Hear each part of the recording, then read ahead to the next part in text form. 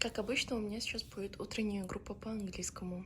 Used to buy деген бот болуш керек беле. Часто на Гангнаме можно увидеть, как строят новые здания, и они буквально вырастают у тебя на глазах за какие-то 2-3 месяца. Еще одно здание, которое сейчас вот строится. Будто бы кажется, что на улице очень тепло, но нет, дует очень сильный ветер. Вот это особенность, да, зимы в Корее, в отличие от Кыргызстана, это то, что тут зимой нереально морозящие, прям берущие за душу ветра, которые пробирают до костей. Корейцы многие ходят в пуховиках очень длинных с головы до ног, но почему-то я всегда удивляюсь, они могут надеть очень длинный пуховик, теплый, а на ногах у них будут шлепки, сланцы. Еще они могут ходить в руках с кофе, со льдом. У них самый любимый напиток в Корее — это айс американо. Сейчас я пришла на урок пилатес. Идет чек-ин через распознавание лица. Тут у нас комната для индивидуальных занятий по пилатес. Пришла на групповое занятие.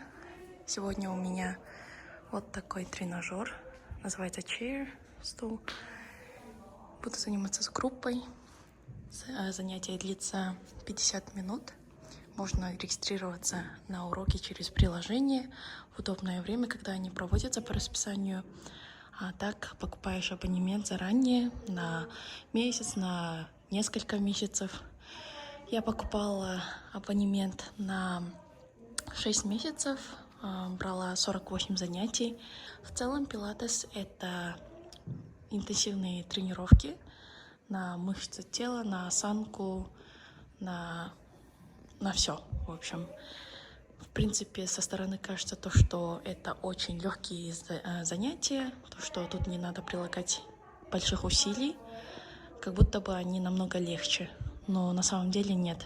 Так как вы каждое задание выполняете на 200-300%, у вас просто все тело дрожит, трясется, и вам очень-очень тяжело выполнять задания, упражнения, и от этого идет эффект. Я хожу на пилатес чисто потому, что мне нравится сам процесс, нравятся групповые занятия, то, что есть инструктор, который будет тебя направлять.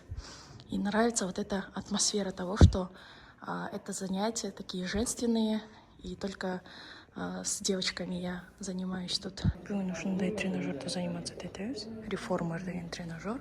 Бітті. Аябай сонун тренировка болду. Немножко даже кыйнады. Бүгін талуска тренировка кылдык. Раздевалкада бул жакта жалаң душевой кабинкалар бар. Даже сауна бар бул жакта. И бул жактан болсо чачыбызды корготуп жасанып чыкса болот. Тил жакта душевойлор, бул жакта болсо локерлер. Болтура локерлер бар, персональный кылып өзүңө кулпу менен ала алсаң болот. Знаете, что интересно? После урока ко мне подошла инструкторша, начала меня расспрашивать про то, сколько я занимаюсь пилатес и так далее. И я ей все это рассказала на корейском. Я сейчас только ко мне приходит это осознание того, что в принципе у меня уровень корейского стал намного лучше, чем раньше. Конечно, мне не хватает словарного запаса, но довольно-таки базовый корейский свободно я уже им владею. Я бы уже так сказала, я уже с каждым днем намного увереннее становлюсь в своем корейском. И я ей чуть ли не всю свою историю жизни рассказала. И все это на корейском было. Она пригласила меня на индивидуальный урок по пилатес, сказала, что я могу записать свой урок для моего блога. И если раньше, год назад, когда я только начинала ходить на пилатес и только начинала изучать корейский, я не понимала инструкторов, что они говорят про упражнения, какие движения нужно делать. Я просто смотрела и делала, то, например, сегодняшний урок, я могу сказать, что 80-90% того, что говорила нам инструктор, про упражнения, я все это прекрасно понимала и знала, что делать, как делать, даже если бы я там не смотрела бы. Я пошла на пилатес не позавтракав, я чуть ли в обморок не упала там, поэтому сейчас нужно плотно позавтракать. Это мой go-to завтрак. Рис вареный, сосиску добавила халяльную, это туна и жареное яйцо. Знаете, у меня есть такая болезнь, так скажем.